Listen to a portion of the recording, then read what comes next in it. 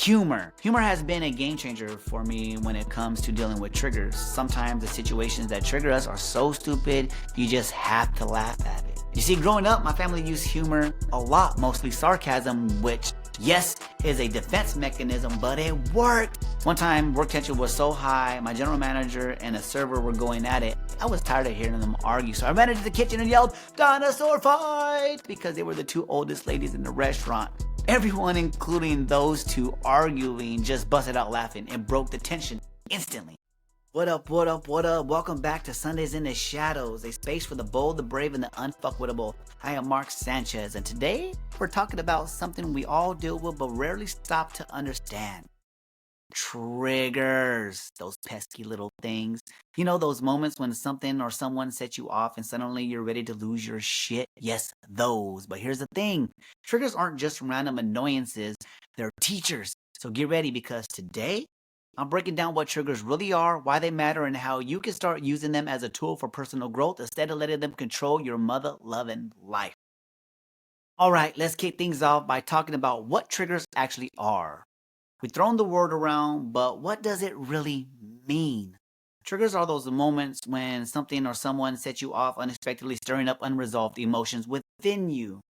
They're not just about the present moment, they're like little signals pointing to something deeper within you that needs your attention. For example, a common trigger is when someone interrupts you while you're speaking. It's not just rude, it might remind you of a time where you felt ignored or unimportant growing up. That's your shadow saying, "Hey, remember me?" When you didn't feel heard? Or what about when you see someone finding their success on social media and it makes you feel envious or annoyed? That could be trigger pointing to an unresolved belief that you're not good enough or that you're falling behind. You see, these everyday moments are gold mines for self-awareness. Now that we know what triggers are, let me share a personal story with you on how a specific trigger showed up in my life and taught me a valuable lesson. Don't ever punch your mom again. When I was about 8 years old or so, we were at a cousin's house, and the parents thought it would be a great idea to have us kids fight with boxing gloves. Except we only got one glove each. I got a left-handed glove, and I'm right-handed. I was like, fuck, I don't even want to do this anymore. I'm going to get my ass beat. I didn't even want to fight, but I felt like I had to make my family proud, and I couldn't show that I was scared inside because I only had a left-handed glove. Long story short, I got my ass whooped. And when I went to my mom crying about how unfair it was, she just yelled at me, "Stop making excuses, get back in there and fight." That was my breaking point. I cocked back my left hand and gave the best left hook of the whole mother-loving night, punching her right in the mother-loving face. It's not my proudest moment, but it happened. And of course, she dragged me into the bathroom, beat my ass, and then made me go back out and finish the fight. That moment stuck with me for a long motherfucking time. Anytime I found myself in an unfair situation later on in life, especially at work, I'd get triggered and want to uppercut somebody. It wasn't until my 30s during an Akashic record session that I realized these triggers were rooted in those earlier experiences. So what did I learn from this experience and how did it help me grow? Let's break it down. Once I understood where my triggers were coming from, everything started to shift. I realized my mom was just doing what she thought was right based on how she was raised. That helped me see that maybe my coworkers and my bosses didn't know how their behavior was affecting me. So instead of lashing out, I learned to pause and communicate my needs a lot better. I had to let go of the belief that speaking up made me weak. That alone made my work environment so much better. It didn't happen overnight, but with practice, I got better at handling those moments. No more bitch smacking people. Now let's talk about something that's been a game changer for me in dealing with triggers. Humor.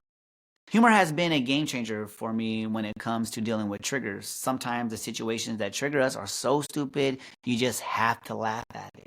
You see, growing up, my family used humor a lot, mostly sarcasm, which, yes, is a defense mechanism, but it worked.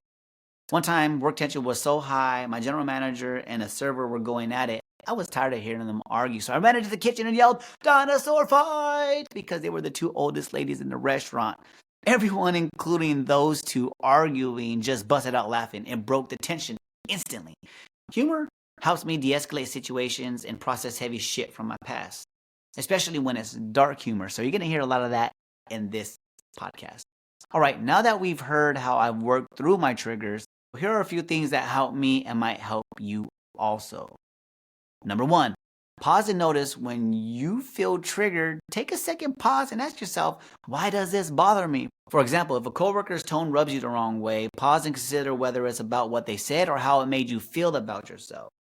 Number two, acknowledge the emotion. Don't judge yourself for feeling triggered. Just notice what emotion is coming up for you. For instance, if you feel anger or frustration, name it without attaching a story to it. This helps create a bit of a distance between you and the reaction. Number three, explore the source. Dig deeper. Is this about the present situation or is it bringing up something from your past? Maybe it reminds you of a time when you felt unheard or dismissed as a child. Exploring the root helps you understand what's really going on. And my favorite, use humor. When appropriate, use humor to lighten up the mood. It can be a great way to shift your energy. For example, if tensions rise during a team meeting, making a lighthearted joke without being dismissive can ease the situation and help everyone reset. Now, before we wrap up, let's do a quick recap of what we covered today. Triggers are emotional reactions that point to unresolved parts of ourselves. They often stem from childhood experiences and can show up in everyday situations. Managing triggers involves pausing, acknowledging emotions, exploring the source, and sometimes using humor to shift the energy. Remember, triggers are teachers. They're not here to ruin the day, they're here to help you grow. What's one trigger you experience regularly, and what might it be pointing to within you? Thank you for joining me today. If this episode resonated with you, share it with someone who might need to hear it also. And don't forget to subscribe and leave a review so that we can keep building this community together. And until next Sunday, laugh when it's ridiculous, cry when it's real, and heal because you are worth it. And remember, nobody's coming to save you. It's up to you to learn how to fish yourself out of the fuckery. Love ya. Who would have thought I would have made it out of a system and you were born into the same system? A system that was rigged against you to keep you down, to suppress you, to keep you in poverty. But that poverty turned into my level of a privilege. Why? Because it taught me. It taught me to stand up. It taught me to do something about my situation, right? I wasn't a victim. You're not a mother-loving victim. I rose to the mother-love occasion to be here today, right now, on this track to tell you, get your ass up. Our ancestors had it way worse. Believe that.